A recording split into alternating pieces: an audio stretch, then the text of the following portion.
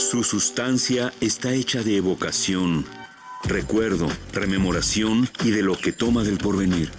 Porque es una parte fundamental de nuestra identidad. Somos nuestra memoria. El programa de Lina que nos lleva de viva voz con los especialistas. Muy buenos días, esto es Radio INA.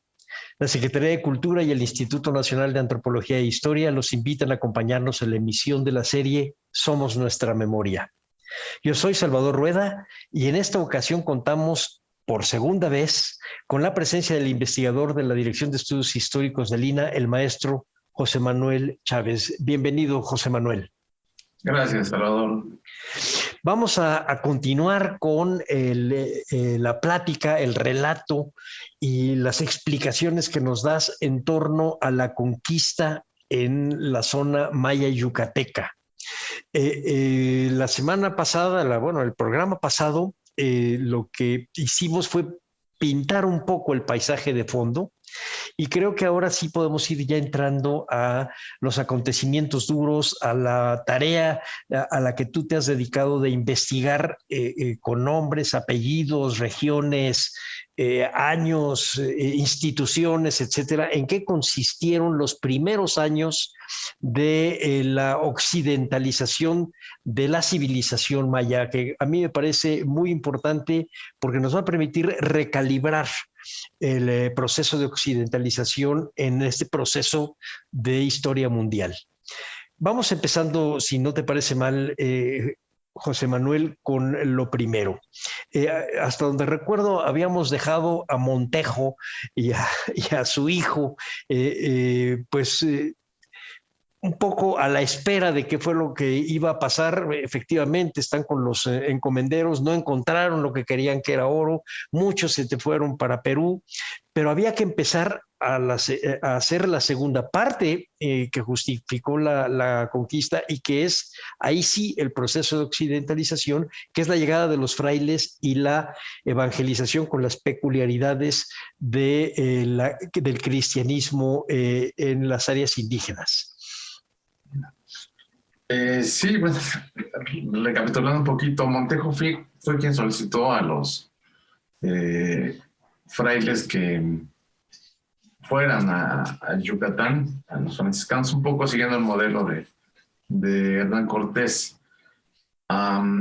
Y bueno, llegan los primeros en 1542, si mal no me falla, y se distribuyen también, eso sí, ya lo hablamos, pero bueno, retomemos un poquito los primeros conventos fundados, los grandes, que fueron el primero, el de Campeche, ¿no?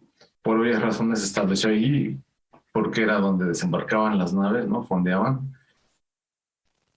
Ya después se trasladan se quedan unos ahí y otros se van a Mérida, donde se funda ya el convento grande de San Francisco.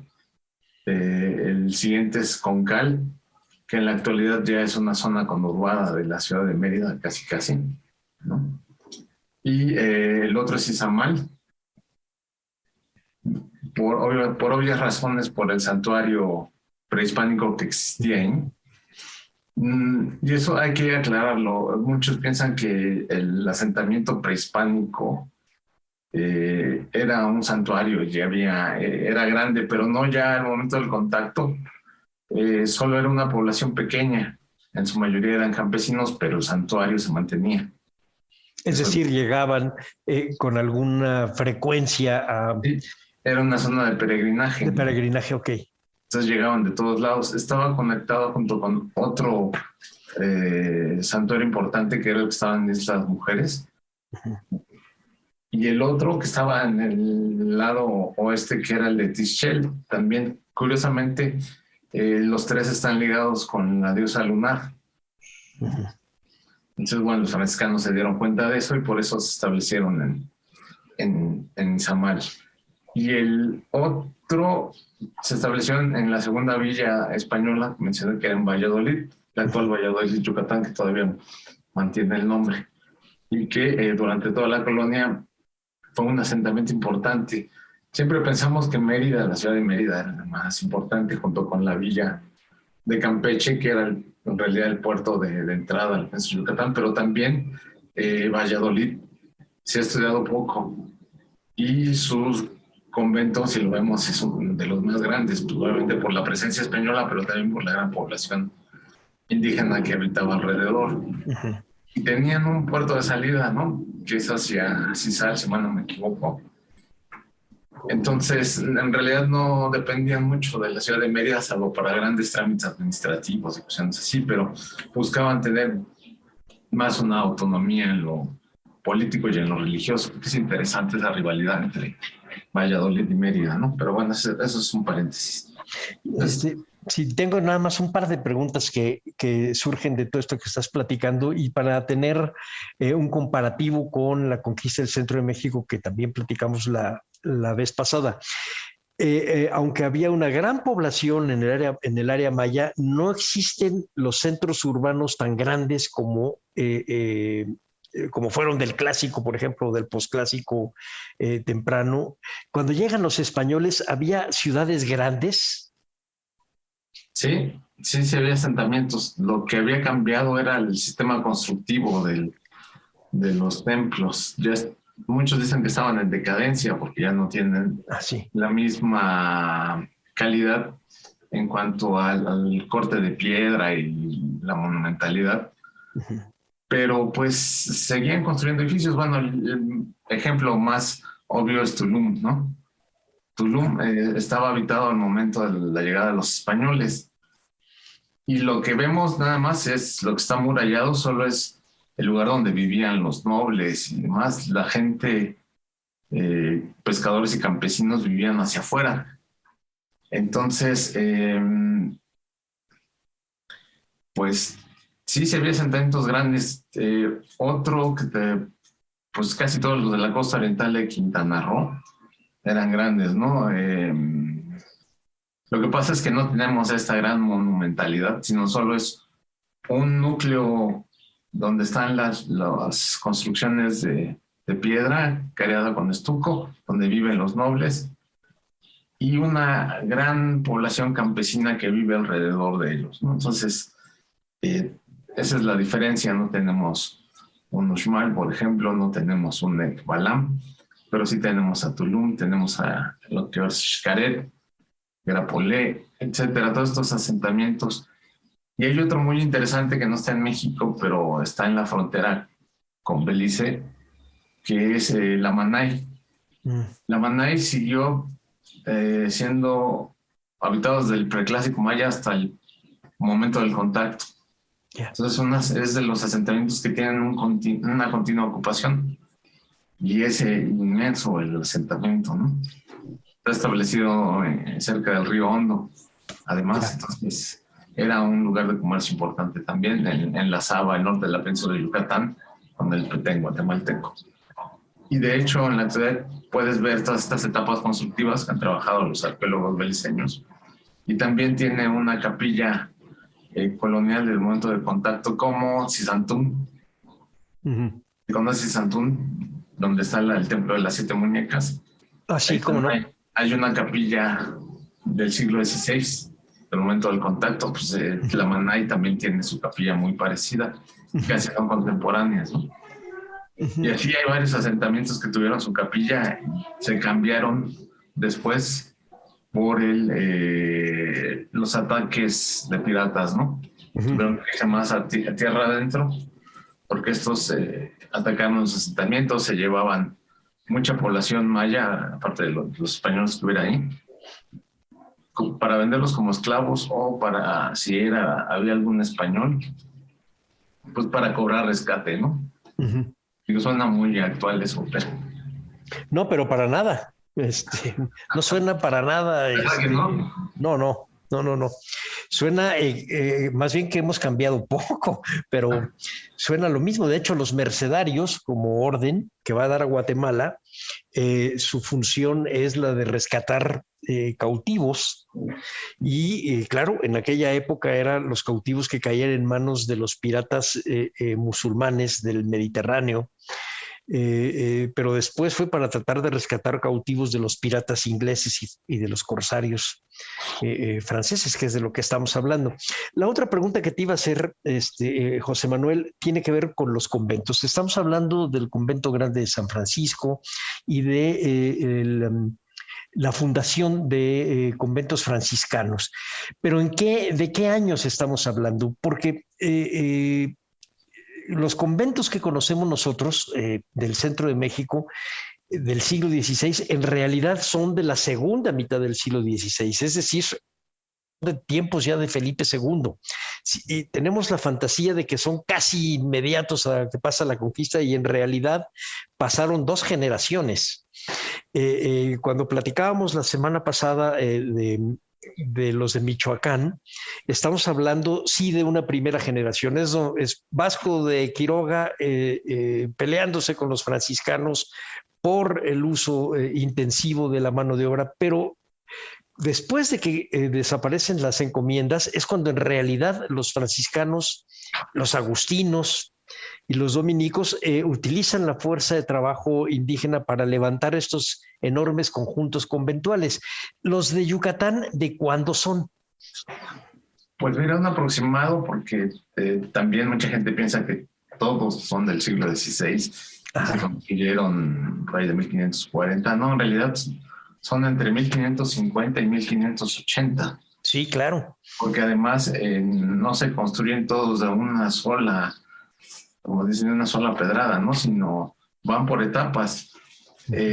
Lo primero que se construye, obviamente, son las capillas abiertas, ¿no? Estas, que son sobre todo muy tradicionales en la Nueva España, con una techumbre derramada.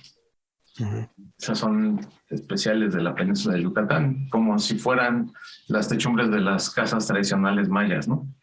Ajá. Y además eran de una sola nave y bastante grandes. Si pensamos en el convento de Maní, esa es otra de las ciudades tempranas, ¿sí? Porque además era la capital del señorío Xu. Ahorita vamos con Maní. Tú síguete porque después te voy a agarrar con Maní y Landa. Bueno, pues todavía queda la capilla abierta y tiene una altura como de unos 12 metros más o menos. Entonces imagínate el tamaño de esa ramada, tanto de alto como de largo, ha de haber tenido sus 20 metros, una cosa así, a lo que todavía es el atrio. Y era lo único que existía, y una pequeña construcción que era la sacristía y otra crujía o cuarto donde estaban los frailes que funcionaban. Eso era todo. Conforme se fue avanzando y centralizando las poblaciones, porque muchas de los asentamientos eran dispersos también. Sí. Por eso es que a veces no se puede hablar de qué tan grande es una ciudad, porque la población de Maní vivía dispersa alrededor, pero incluso llegaba hasta Oaxuxcaba, entonces no sabemos cuál era de dónde, porque los límites políticos administrativos de los mayas prehispánicos no son los tradicionales tampoco, ¿no?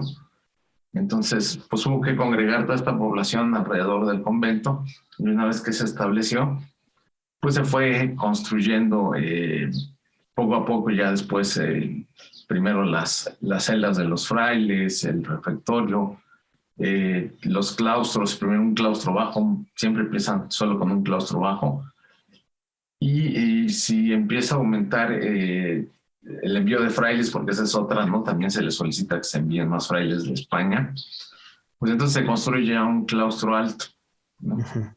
Pero digamos que lo básico es su capilla abierta, las habitaciones de los frailes, una huerta con una noria de sangre, bueno, lo averiguamos Leonardo y Casa y yo, que todos estos son elementos de origen hispano-musulmán, ¿no? Que son transportados a Yucatán, y los aljibes, esos para tener agua.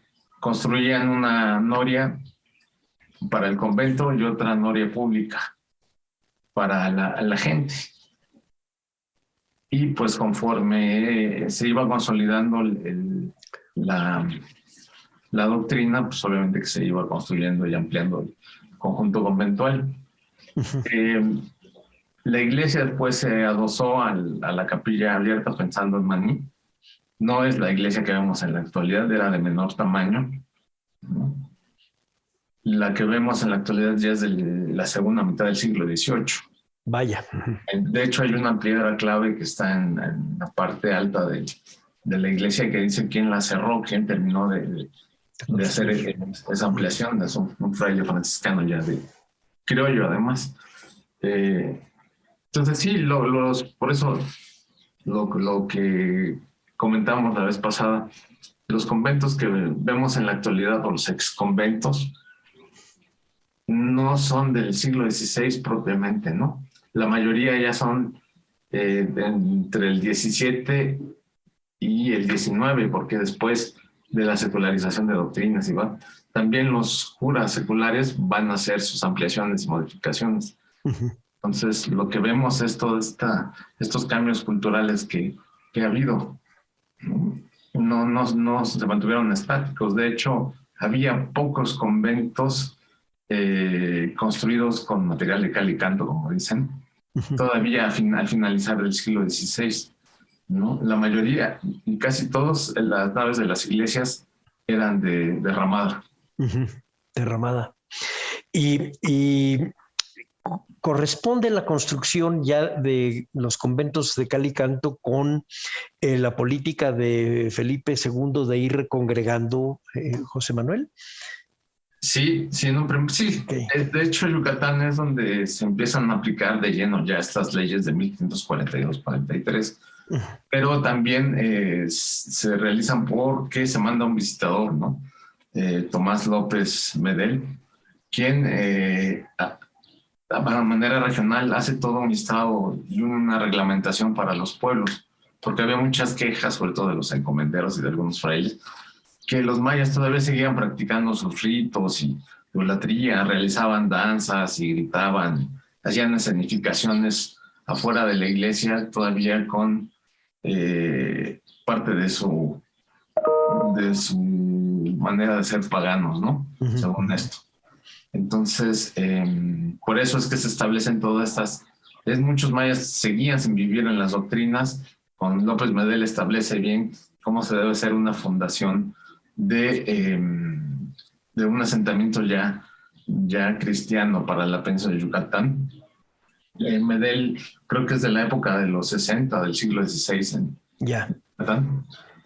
Y sí, obviamente tiene que ser la iglesia, el conjunto conventual, la casa del cabildo indígena, la parte administrativa y las casas alrededor de una plaza, ¿no? Es un asentamiento netamente español, pero muchos mayas prefieren seguir quedándose viviendo en el monte, entonces, pero ya con esto se les obliga a vivir en las poblaciones. Congregados, ¿no? Claro, que le da el rostro, le da el perfil a las poblaciones indígenas virreinales y después hasta las modernas. Siempre hemos pensado que hay una línea de continuidad entre los indígenas prehispánicos y los indígenas, digamos, rebeldes de la época de la Revolución, y no, hay una ruptura que es esta, en el siglo XVI, que los congregan y que le da el rostro, doloroso que les conocemos a los indígenas de la época virreinal y moderna. Y ahí está la iglesia en el centro, están los edificios de gobierno en el centro, está la plaza en el centro, pero también eso nos hace entender, y eso lo vamos a dejar para la segunda parte de la entrevista, nos hace entender en qué consistió la rebeldía de los mayas en particular frente a las autoridades españolas y en particular a los franciscanos. Déjame regresar tantito a los franciscanos y provocarte un poco. ¿Qué papel juega un franciscano como Diego de Landa en este mundo tan difícil y hostil y pues agresivo para todas partes? Entre encomenderos, colonos, indígenas congregados, indígenas rebeldes, indígenas acusados por la iglesia. de ser paganos y de no salir de la gentilidad. Para eso, bueno, vamos a hablar de generaciones de frailes en Yucatán, igual que en el centro de México, pero Diego de Landa ya pertenecía a la segunda generación de misioneros franciscanos que llegó a Yucatán. Ajá. Cuando él llega, ya las fundaciones de las que hablé ya existían. Simplemente él llega a consolidar varias de ellas junto con sus compañeros, ¿no? Hablé de que era constructor de norias, y es algo que se conoce poco. O sea, era agrimensor, traía conocimientos de deslinde de tierras, de arquitectura hidráulica, entre otras cosas, y de carpintería, obviamente, para hacer estas actividades. Y con él llegan otros frailes, como por ejemplo, Fray Juan de Mérida llega un poco después, porque él tiene que además ya él sí era arquitecto de profesión, ¿no? Pero muchos de estos frailes que llegan desde la primera generación eran frailes estudiados. Pues sí, hablamos de pobreza franciscana, pero muchos ya traían estudios universitarios. Entonces, todo eso lo aplican tanto para el diseño de los conjuntos conventuales como de los asentamientos, y Landa no va a ser la excepción. La cosa es que Landa, hablamos de este misionero de la Cruz, que creía que en los mayas, ¿no?, que podían convertirse por medio del ejemplo y de esta pasión que manifestaba al evangelizarlos. Pues él solito se metía a la selva. Uh-huh. También como lo hizo un fraile de la primera generación, Fray Lorenzo de Bienvenida, que, bueno, además la provincia franciscana del área maya en realidad era muy grande, abarcaba desde Guatemala hasta la península de Yucatán. Eran dos subprovincias, dos custodias que dependían de la provincia del Santo Evangelio de México. Uh-huh. Entonces, en Guatemala estuvo un fraile también muy famoso, Motolinía, ¿no?, que ayudó a diseñar también toda la evangelización de lo que era Guatemala, y después se regresó ya al centro de México, una vez que ya estaban establecidas las bases. Y en Yucatán, quien se encargó de eso fue Lorenzo de Bienvenida, ¿no?, en administrar, etcétera. Una vez que las dos custodias se independizan de la provincia del Santo Evangelio de México y se vuelve la provincia de Yucatán. Después, con el tiempo, justo Bienvenida es quien tramita en las cortes españolas que se dividan las dos provincias y se vuelvan autónomas cada una. Entonces, ya con eso se funda la provincia del Santísimo Nombre de Jesús de Guatemala y se establece la de San José de Yucatán. Bienvenida era el encargado de eso junto con sus compañeros. En ese entonces no había más de 20 frailes en Yucatán, ¿no? Eran pocos, pero bueno, bastante enjundiosos. Por eso es que se pide traer una misión, también se les llama misión a estos viajes de frailes que vienen a evangelizar de España a América, y viene Landa entre ellos, que se van a encargar ya de la segunda etapa de consolidación de las doctrinas. Sí, barcadas les decían acá. Por ejemplo, Sagún llega en la barcada del 27 o del 28, ¿me entiendes? Y realmente uno cree que venían muchísimos frailes y no tantos. Por ejemplo, en el convento de San Francisco, en Jiquilpan, Michoacán, cuando vas a las celdas te das cuenta que había celdas para 6 gentes. Y eran 6 que iban de paso hacia Colima, porque de Colima iban a dar hacia Filipinas. Entonces, en realidad eran gente que tenía mucho trabajo, realmente vivía 24 horas su vocación de evangelizador, pero no eran muchos. Y entonces por eso tenían que echar mano de los grupos indígenas para poder levantar los edificios, si no, nomás no. Me pregunta Gaby y Evanibaldo, que si tienes idea de las edades de los frailes cuando venían para acá. Pues varían un poco, pero digamos, todos estos eran jóvenes, llegan con 20 años de edad, ¿no? y pues aquí se van desarrollando. Por eso es que Landa llega muy joven, conoce y aprende rápido la lengua maya, la cultura, etcétera. Y cuando lo vemos ya para el auto de fe de Manilla, es un Landa que tiene 30 años. Sí. Ya más maduro, pero además decepcionado de la evangelización también en una parte. Bueno, eso ahorita nos la cuentas, pero pensé, por ejemplo, Sagún. Sagún muere en el 90, de 90 años, y muere de una gripa, dicen ellos, dicen las crónicas, es decir, alguna de las enfermedades pulmonares que tanto atacaban al ser humano en el siglo XVI, y llegó en el 28, entonces en realidad de haber tenido entre 24 y 25 años.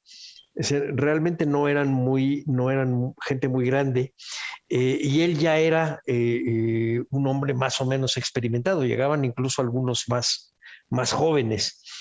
Otros sí ya llegaron, digamos, maduros, porque tenían que aguantar el trajín. Cuando hablamos el programa pasado de Juan de Tecto, pues estamos hablando de un hombre que debió haber tenido un poco más de 30 años, la edad de Cortés.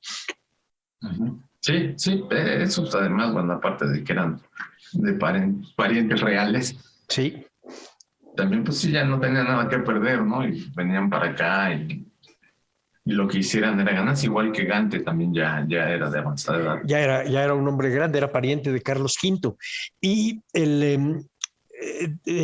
pero por ejemplo, estaba pensando en Bartolomé de las Casas, para el área maya, que no es la que tú tocas, pero que está hacia Chiapas. Para cuando él llega y regresa a España, estamos hablando de un hombre cuarentón, ya cuando hizo todo. Sí, pero ya tenía toda una experiencia como encomendero, esclavista y demás, desde joven, desde que tenía 20 años también. Sí. Además es muy interesante su luz, esta que le pasa un poco como a Pedro en su camino, y que se cae Pablo, que se cae del caballo y se convierte y deja de ser un encomendero, y se da cuenta que es un pecado ser encomendero, y algo así es lo que le pasa a Landa. Platícanos un poco de eso en Yucatán. Bueno, Landa es un personaje bien interesante.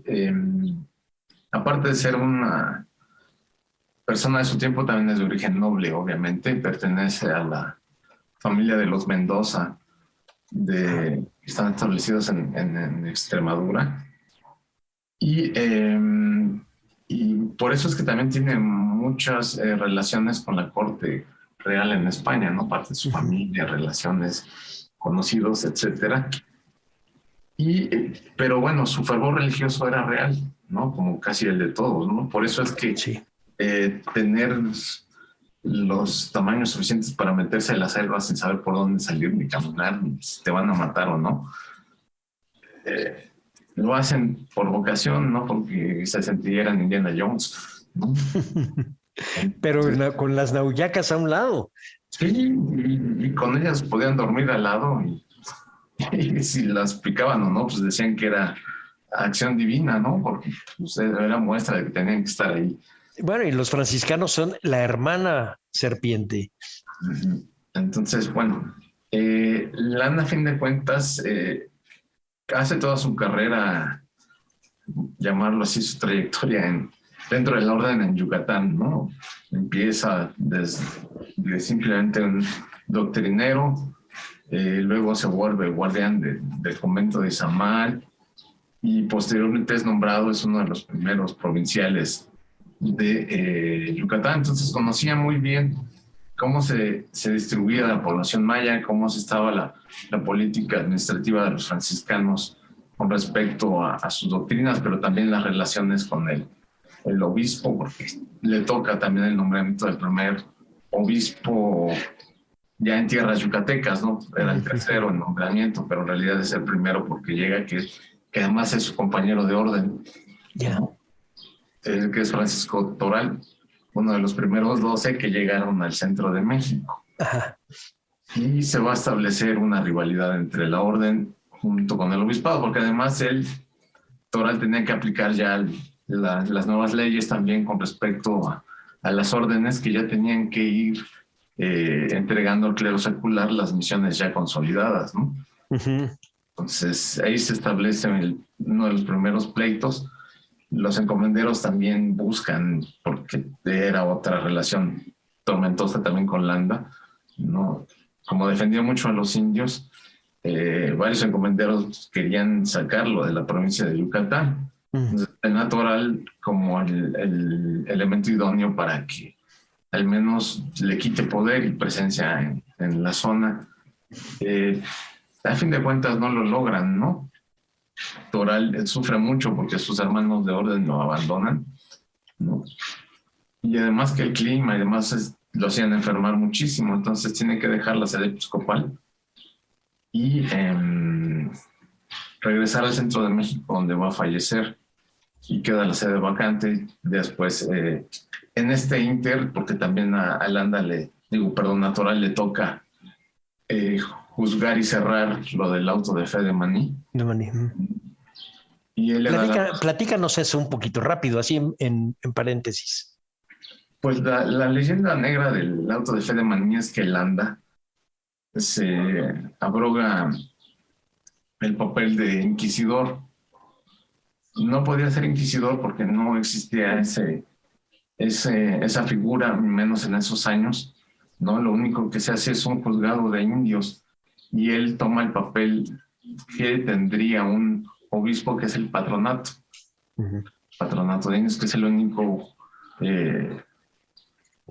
con la jurisdicción suficiente para juzgar a nuevos cristianos, en este caso eran los indígenas. Uh-huh. Y pues las denuncias son hechas por propios mayas que dicen que encontraron en una cueva un venado sacrificado, unas figurillas, ¿no? Y dicen que se estaba planeando sacrificar a jóvenes en esa cueva y en otros lados. Entonces entra la denuncia.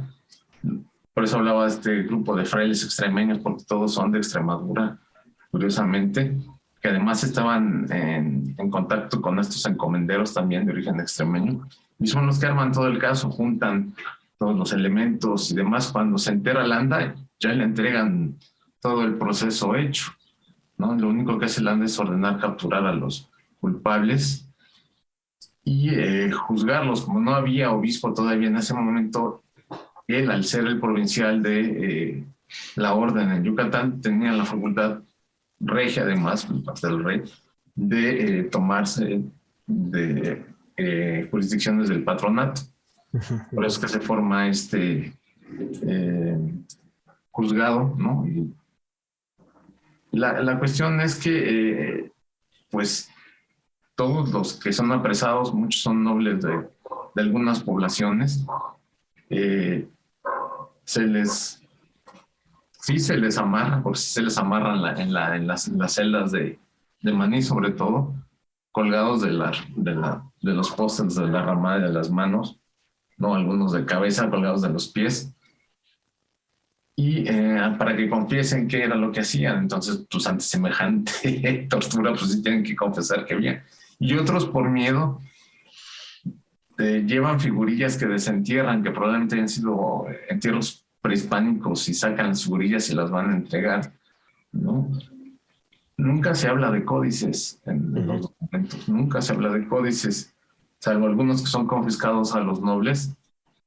Y una vez que se establece que sí son culpables de idolatrías, se les castiga a azotes y a que los rapen, ¿no? Es de los castigos muy comunes para los apóstatas. Y se queman estas figurillas junto con 1 o 2 códices, ¿no? O sea, sí hay, pero no son todos. Pero no son estos miles de códices, miles de figurillas. Que la leyenda negra dice que... Y los mayas que mueren más, bueno, sí, por estar amarrados, ¿no? Obviamente, si están de cabeza, pues obviamente se les va la sangre a la cabeza y produce un derrame cerebral. Otros sí por torturas, pero fueron los menos. Y Y hay mayas colaborando en este proceso también, acusando a sus paisanos u otros grupos de nobles que también están dando testimonio en contra de los que ya están apresados. Entonces, como decía, parece que en realidad es un pleito por apropiarse de las tierras de los nobles, sacarlos de ahí, tanto de los encomenderos como de los otros grupos de linaje rivales, ¿no? Y aprovecharon todo esto para quedarse con ello, ¿no? Landa simplemente se ve en medio de todo esto, pues obviamente tiene que decidir y pues establece los castigos y demás, no quema a ningún maya, no nada. De hecho, pensamos que aprovecha para llevarse varios códices de ahí, ¿no? Porque después él va a mencionar en uno de los pequeños fragmentos que queda de la relación de las cosas de Yucatán, que él tiene estos papeles, ¿no? Y también le sirven para escribir parte de su relación de las cosas de Yucatán. Que esa es la paradoja de Landa, ¿no? Por un lado destruye unas cosas y por otro deja el registro, que es el único registro que nos permite saber de cómo contaban, de cómo pensaban, de cómo comían los mayas yucatecos principios del siglo XVI, cuando menos, en la primera mitad del siglo XVI. José Manuel, déjame hacer un paréntesis para recordarle a nuestro auditorio que estamos platicando contigo, José Manuel Chávez, de la Dirección de Estudios Históricos, sobre el proceso de conquista en el área maya yucateca. Vamos a continuar y yo te había preguntado sobre el otro rostro de Landa, que es su camino de Damasco, como le pasó también a Bartolomé de las Casas y en un momento dado al mismo Vasco de Quiroga. ¿En qué consistió este cambio, este giro en Landa? Sí, cuando todavía es el fraile de la cruz, como le denominamos, así le denominó mi esposa, que también es historiadora. Ok.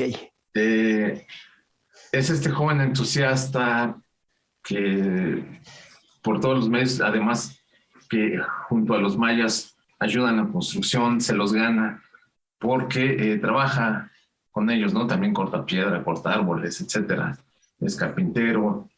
Con eso es que se los va ganando. Aparte de que es muy carismático porque convive con los mayas como si fueran sus iguales, ¿no? Aprende muy rápido la lengua maya. Pero con el paso del tiempo se va dando cuenta que muchos de ellos no han aceptado todavía el cristianismo. Entonces hay un desencanto ya después de pasados los años, de que estos mayas que aparentemente aceptaban al cristianismo y le ayudaban a construir iglesias, solo era de apariencia, ¿no? Porque seguían con sus antiguos ritos y creyendo en sus deidades tradicionales. Y eso lo vuelve un poco más duro, ¿no? Se vuelve más duro de carácter. Pero sin dejarlos de querer, siempre quiso mucho a los mayas. Pero se vuelve más duro.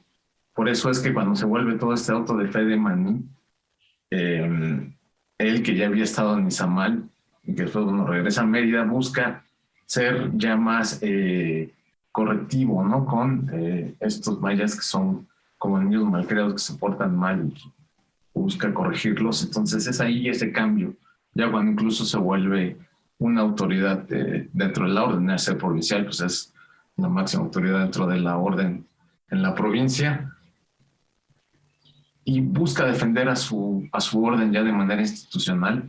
Le deja un poquito a los mayas y busca busca concretar y que se amplíe la presencia franciscana en el área maya, porque él piensa que con el trabajo de sus hermanos de orden, los mayas se van a poder ir convirtiendo, claro, algunos castigos más recios.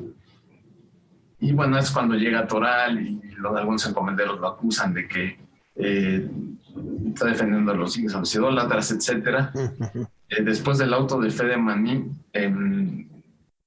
pues tiene que salir también de España ¿no? Le forman juicio, para salir de Yucatán a España. A España. Le forman juicio, tiene que ir a España para plantear su defensa, entonces está fuera de Yucatán algunos años en lo que Toral termina el auto de fe de Maní y libera a todos los indios que estaban apresados, dice que lo que se hizo está mal, acusa a Landa de haber usurpado funciones por haber tomado este papel del provisorato, ¿no? Y juzgar a los indios porque eran cristianos nuevos y no podían ser juzgados de tal manera.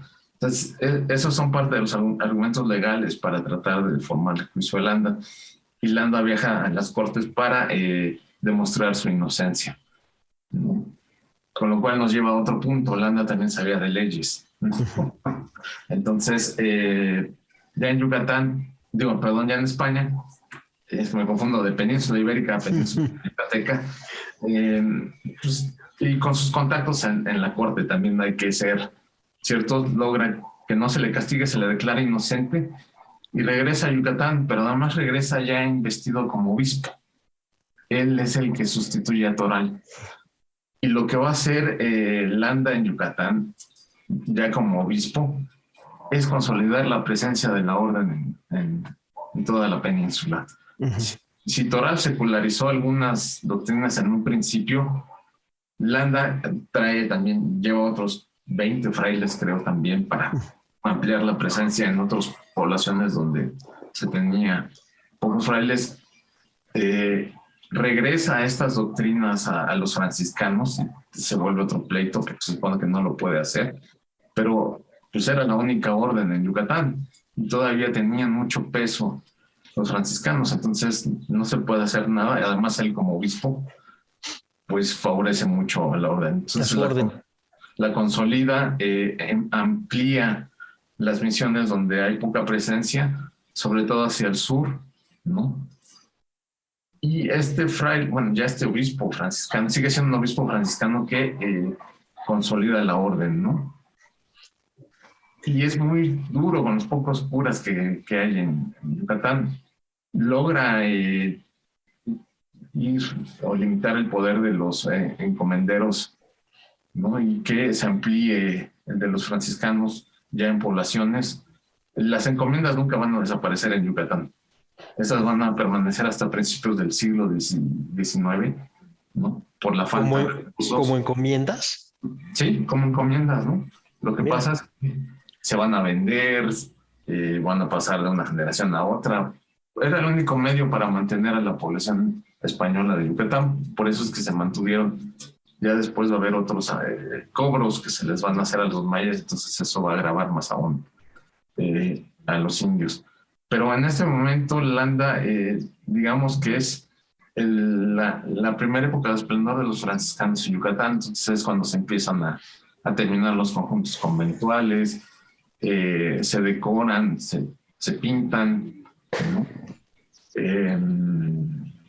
Es cuando ya se terminan, digamos, el convento de Izamal, el de Maní, el de Valladolid, el de Campeche también, y el de Mérida se hace es más grande todavía.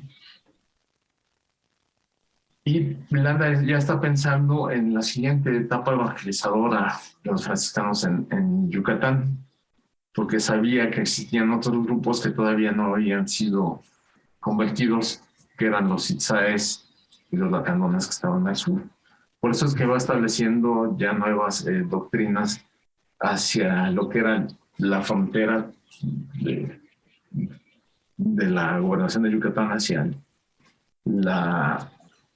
pensando en Maní, en Tecache, en Oaxaca, que era la frontera sur en ese momento, como las puertas de entrada hacia la selva petenera. Hacia el Petén. Pero fíjate, nada más para hacer un comentario. Siempre pensamos en el proceso de evangelización como este paso o como este intento de cambiar el politeísmo por el monoteísmo. Y sin embargo, tú mencionaste hace un rato al arquitecto Leonardo Icaza, un investigador muy querido de la Dirección de Estudios Históricos que estudió las tecnologías hidráulicas básicamente, aunque no solamente molinos y acueductos, etcétera, y otras tecnologías europeas que se vienen para acá, el proceso de occidentalización se da precisamente en el uso de las tecnologías y la aplicación de las tecnologías europeas acá. Eso sí fue eficaz, sobre todo para el uso del agua. Los aljibes, que también es una palabra árabe, los molinos, esto que hace a Landa memorable, que es el que fuera un constructor él con sus manos y que además construyera todas estas infraestructuras que se requerían para el riego.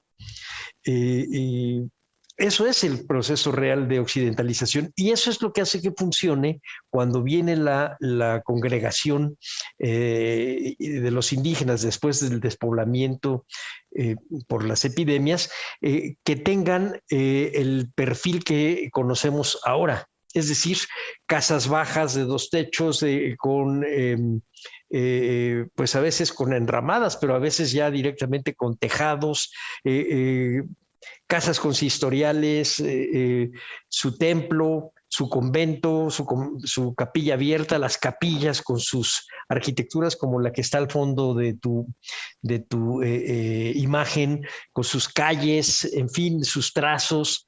Todo este tipo de cosas es el verdadero paso del mundo prehispánico al mundo virreinal occidentalizado. ¿Cómo lo ves, José Manuel? Sí, precisamente Leonardo y yo tenemos un artículo que escribimos los dos que se llama El mestizaje de la arquitectura. Precisamente son las norias, ¿no? El mestizaje tecnológico. Porque a fin de cuentas, los mayas siempre, hasta la fecha, ¿no? Siguen aceptando tecnología nueva, pero pues es para mejorar su vida. Entonces, obviamente, al adquirir esta tecnología, las norias, molinos, incluso las herramientas, cambiarlas de piedra por las de metal, pues son cosas que van a propiciar un cambio para bien. En lo que se tardaban en la construcción más tiempo, lo va a optimizar, ¿no? Y lo van a hacer más rápido, ¿no? Y además, bueno, obviamente, el tener ya donde proveerse de agua al centro de la población, entonces eso va a facilitarle su vida cotidiana. Entonces, sí, estos cambios se vuelven, porque tienen que ver con la vida cotidiana, a fin de cuentas, como bien lo mencionaba. Entonces, los van aceptando sin ningún problema, ¿no? Es preferible trabajar con un machete metálico a seguir trabajando con el sílex, porque además, bueno, aparte de que hay que irlo a extraer, desbastarlo para darle la forma, dura menos que un machete metálico, ¿no? Uh-huh. Y es mejor extraer el agua de un cenote con una noria que tiene tracción animal y se usan los cangilones para sacar el agua, o con las poleas de un pozo, que bajar tú y sacar el agua con un pozo. Cargando. Y cargarlo. Entonces, sí, ese tipo de cambios fueron aceptados por los mayas y todo ese conocimiento lo traían los frailes, ¿no? Que a fin de cuentas son los que realmente van consolidando esta occidentalización que le llamas, ¿no? Uh-huh. Así como lo hacen los dominicos también en Chiapas. Exactamente. Bueno, es exactamente lo mismo. Y lo hacen en otros lados, también en el norte de México, en fin, en realidad es un proceso, el proceso de occidentalización es un proceso civilizatorio que dura 2 o 3 generaciones y cuando menos abarca México y Centroamérica hasta las zonas más pobladas de Honduras, por ejemplo. Pero te quería yo también luego hacer la otra pregunta que tiene que ver con los itzáes. ¿Por qué ellos no aceptan? Finalmente los itzáes son ahora digamos como una suerte de ícono de la rebeldía maya contra los franciscanos y contra los españoles en general. En realidad esa rebeldía no existió. Ok. Porque para empezar, a llegar ahora podemos llegar al Petén guatemalteco en avión sin ningún problema, ¿no? Aterrizar en el aeropuerto de Flores. Pero no, en aquella época era dificilísimo acceder a estas zonas, por donde quiera, fuera En la selva. por Yucatán o por Tabasco o por el Belice o subiendo todos los altos de Guatemala, era muy, muy difícil. Entonces, eso favoreció a que los itzáes se mantuvieran aislados junto con los lacandones y otros grupos como los quejaches se mantuvieran independientes. Ya Cortés había pasado, él sí pasó por tierra de los itzáes, conoció a uno de los Canec, les dejó su caballo. Ellos estaban más interesados en el caballo de Cortés que en el propio Cortés, ¿no?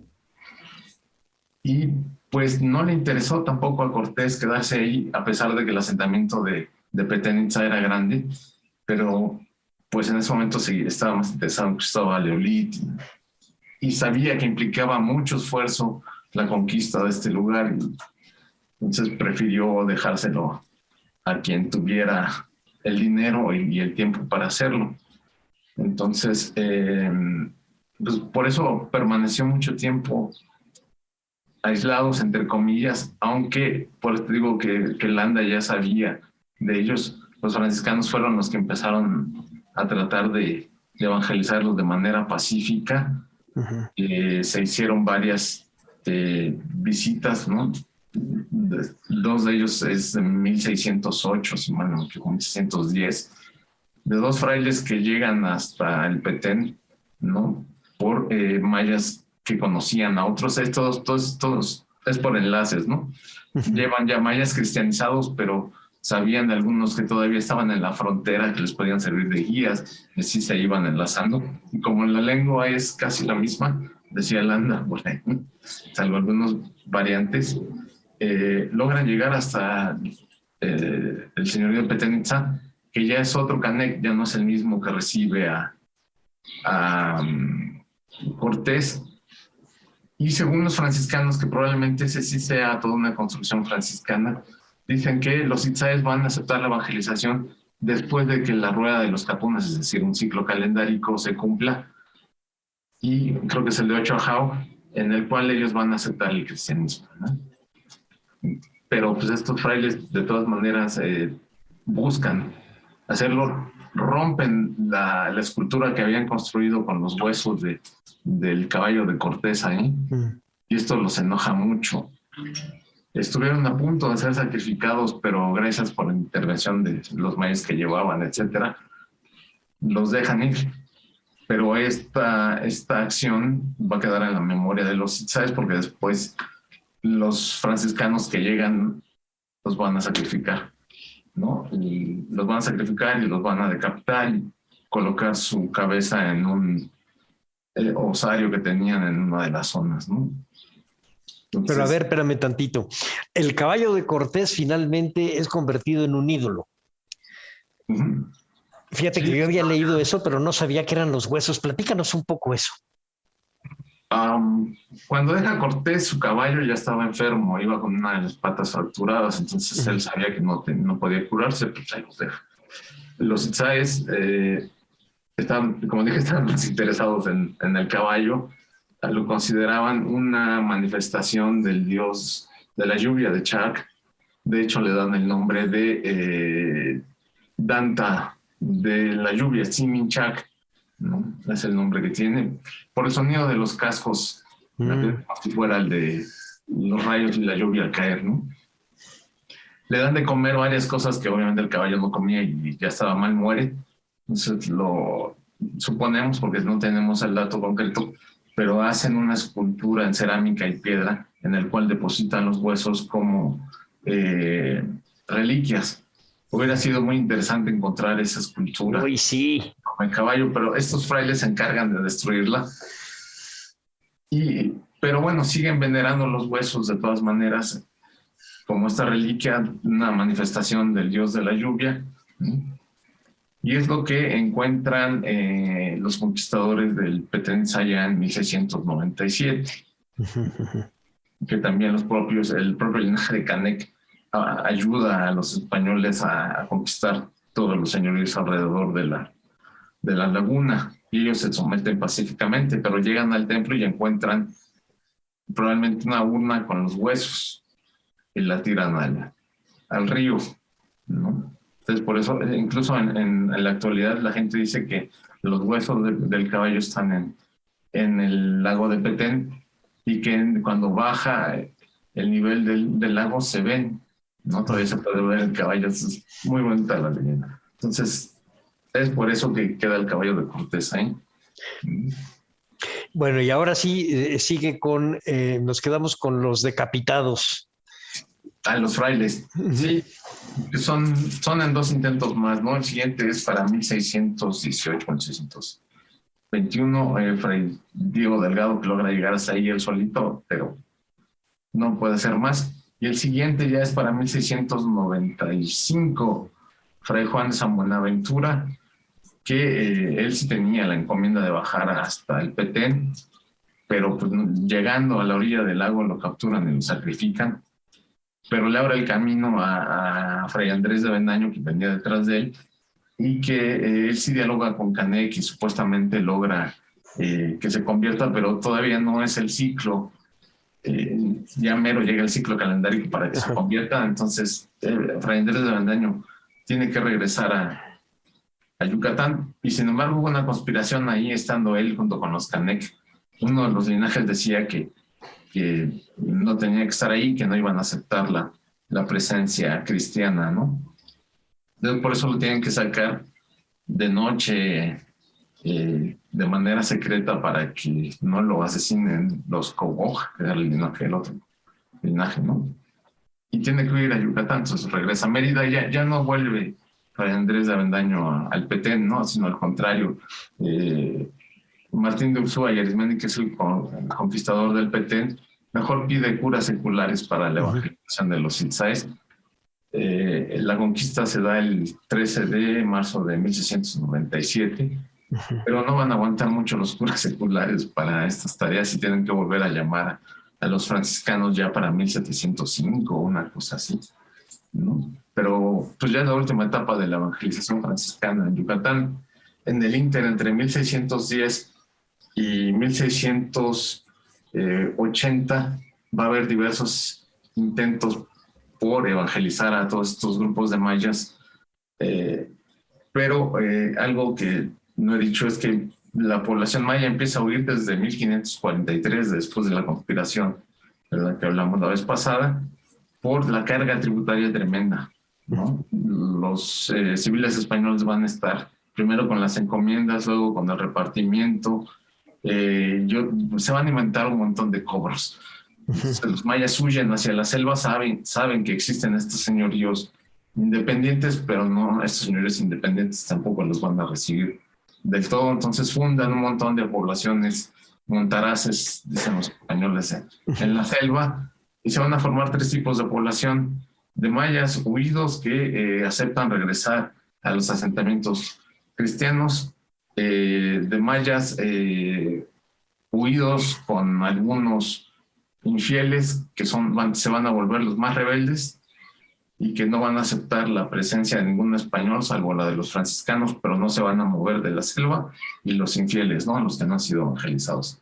Entonces, de estos años que hablé, se van a hacer otras fundaciones franciscanas, que es lo que yo llamo la segunda etapa misional en el sur de Yucatán, que en realidad es el sur de Campeche, parte de Tabasco y el Petén guatemalteco. La intención era fundar una nueva provincia franciscana, independiente de Yucatán y de Guatemala, porque sabían que había mucha población india y sobre todo escapar del control del obispo de Yucatán.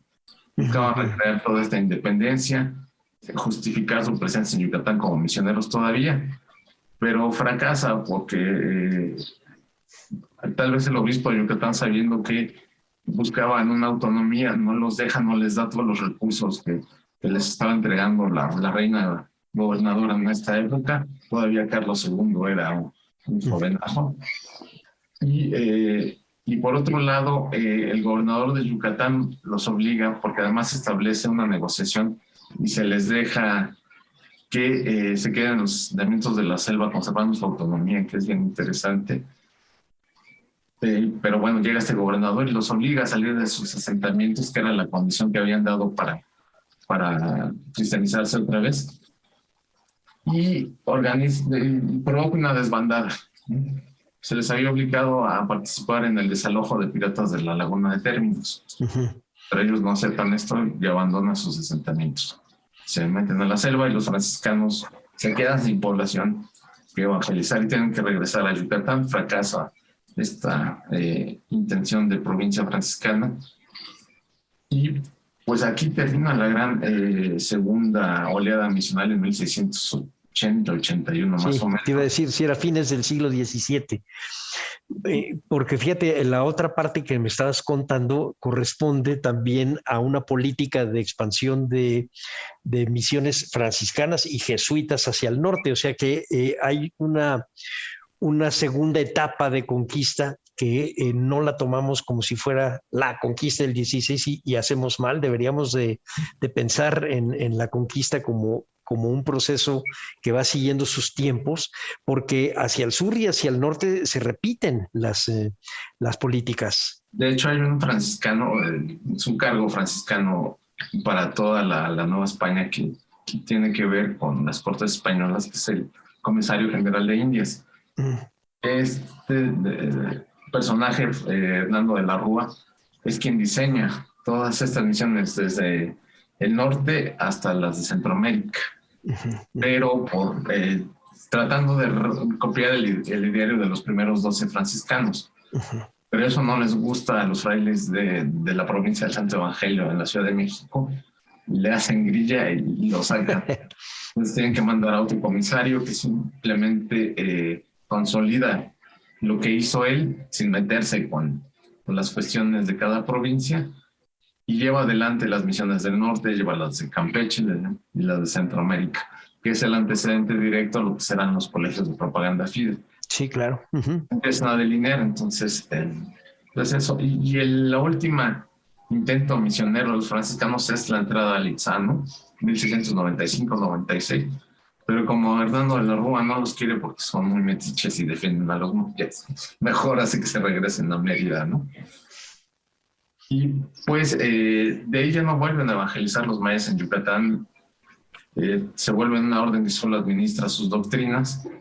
Eso sí, defendiendo siempre a los indios, ¿no? De los civiles y de los curas seculares en Yucatán, hasta que desaparecen la orden por las leyes de Cádiz.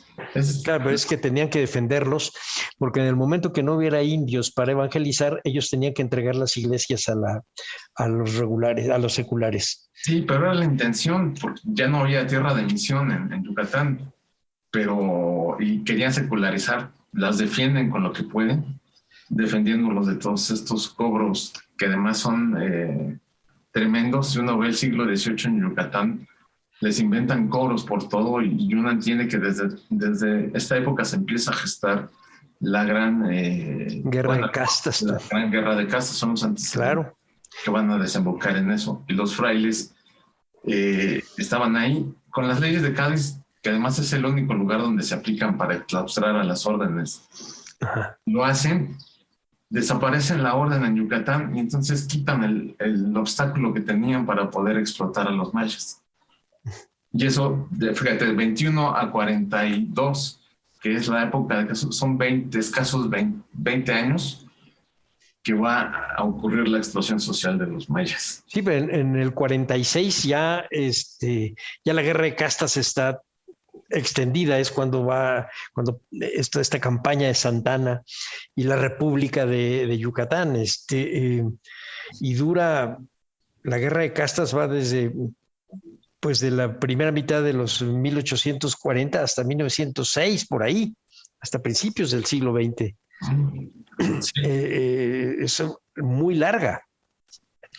Sí, dime. Solo citando al famoso historiador y obispo Carrillo Ancona, él decía que la culpa de que se hubieran levantado los mayas de guerra era que habían desaparecido la orden franciscana en Yucatán, ¿no? Porque no había quien les administrara lo religioso. Entonces, al no tener esta cuestión, pues ellos buscaban un canal y regresaban a sus antiguas creencias, lo que hacía que se volvieran más rebeldes, ¿no? Aparte de todas las explotaciones que Que bueno, que no eran sus antiguas creencias, eran sus creencias cristianizadas, porque es la cruz parlante y además todo este componente cristiano pagano, no sé cómo decirlo, cristiano pagano que rodea los levantamientos mayas y mayenses hasta el de 1992.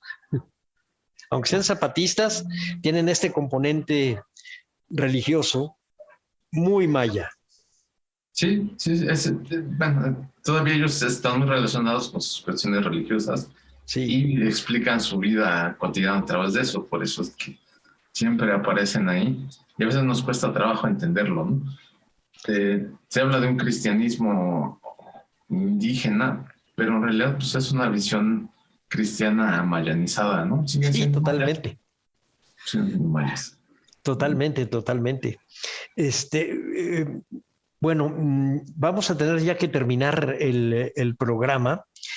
Te voy a pedir de favor si ahora nos das bibliografía para entender esta otra parte, lo que va de la mitad del siglo XVI hasta, si se puede, la Guerra de Castas. Algo que nuestro auditorio pueda consultar para ampliar y entender lo que nos acabas de platicar. Pues está la nueva edición ahora publicada por el INA de mi libro de Intención Franciscana de Evangelizar entre los Mayas Rebeldes. Esa es básica, es todo este proceso de evangelización, ya lo que yo llamo segunda oleada misional. Se habla de las rebeliones que hubo en la época colonial, se habla de la consolidación de la orden, hay cuestiones administrativas de este proyecto franciscano, tanto se contextualiza del norte de México, con lo que está pasando en Yucatán y Guatemala. El otro, un texto parecido en alguna información, pero con datos muy, muy interesantes, es el de Pedro Bracamonte, la conquista inconclusa de Yucatán. Él solo habla de cuestiones de resistencia indígena y demás, pero bueno, tiene datos interesantes. El otro que tiene mucho de los dos textos, pero también tiene información relevante, es el de Laura Caso, Los Caminos de la Selva. Ah, sí. Y está en inglés y a veces cuesta trabajo localizarlo, pero es un texto bien interesante porque es la conquista de Itzá, pero el trabajo de fuentes primarias es impresionante. Es el de Grant D. Jones, se llama La conquista del último reino maya, si The Conquest of the Last Maya Kingdom, que ese es imprescindible.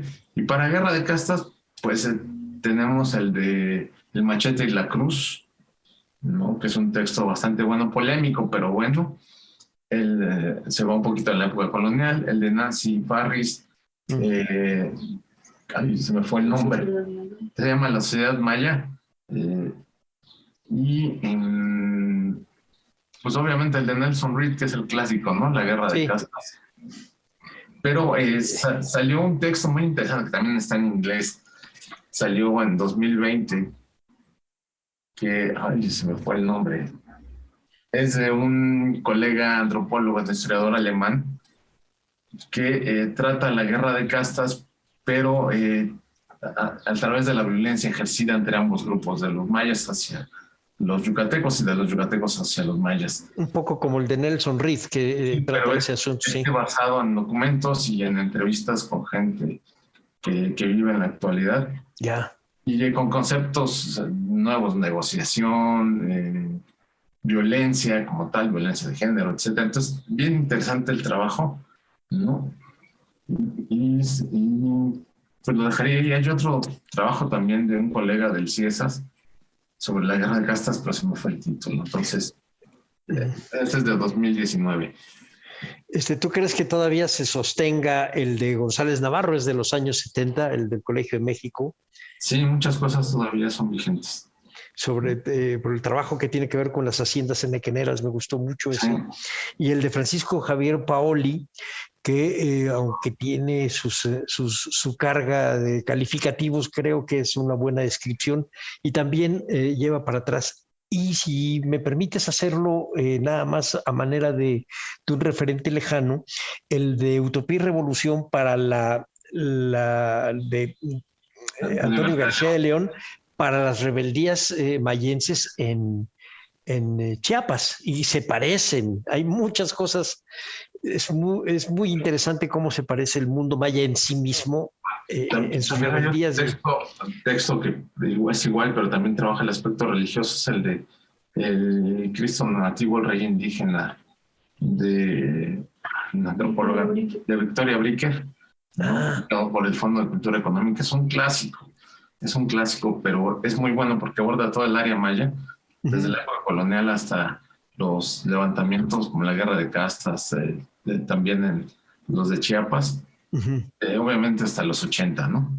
No se actualizó, creo que hasta el levantamiento zapatista, pero ella publicó después artículos hablando sobre el movimiento zapatista en los 90. Entonces, pero este es un clásico y es muy bueno, valdría la pena echarle un lente. Es que de verdad se abre un mundo totalmente distinto cuando deja uno de ver el mundo maya como si fuera un apéndice secundario de segunda fila del proceso de conquista y de cristianización. Si uno lo ve en sí mismo como lo que creo que es una economía mundo, realmente nos metemos en otras, con otros flujos y con otras cronologías, no solo con otros nombres, con otras maneras de ver el mundo.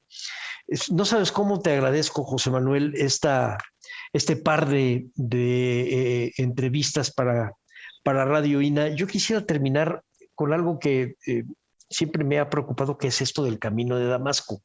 Cómo de repente hay ciertos momentos o ciertos textos que te hacen cambiar la manera de ver las cosas, como a Saulo de Tarso. Y fíjate que ya en algún programa yo lo había leído, me parece que para algo que tenía que ver con indios de rebeliones indias del siglo XIX, pero sigue funcionando. Este es de B.S. Naipaul, en su libro de Leer y Escribir, una versión personal de este premio Nobel, que es un descendiente hindú que está en la Guayana inglesa, creyendo que es la colonia hindú que está ahí, no tiene más pasado que la India. Y fíjate lo que dice: descubrí a los pueblos indígenas, señores de los mares y los ríos, dedicados a sus asuntos, en posesión de todas las técnicas que habían necesitado en los siglos anteriores, pero impotentes ante los recién llegados y reducidos durante los 200 años siguientes a la insignificancia, el alcoholismo, las reservas de los misioneros y la extinción. Después, a finales del siglo XVIII, en aquel páramo artificial se situaron las plantaciones de esclavos y se trazaron las líneas rectas de la nueva ciudad española. Y con eso le permitió meterse a la biblioteca y a los archivos en Londres y entender que antes que ellos había estado todo este grupo, esta civilización, esta gran civilización indígena que fue occidentalizada o fue reducida a lo que estamos ahorita leyendo, a la nada y al olvido. Y me parece que si tomamos como marco todo lo que nos acabas de platicar, vamos a empezar a ver el mundo maya de una manera totalmente diferente. No sabes cómo te lo agradezco, José Manuel, y creo que también nuestro auditorio te lo agradecerá. Bueno, pues espero que les haya gustado esta segunda parte, así, abuelo de pájaro, porque es un siglo muy complejo, el siglo XVII. Y hasta pues tocaste hasta el 18 fácilmente. Bueno, vamos a dar por terminada el programa a nombre de Radio INA.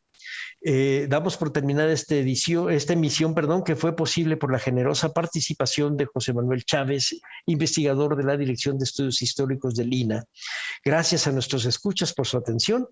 Les sugerimos consultar más de nuestra producción a través de radio.ina.gov.mx y de nuestras distintas plataformas digitales en YouTube y Spotify. En la realización, la Coordinación Nacional de Difusión a través de la Subdirección de Radio INA con Gabriela Marentes al frente.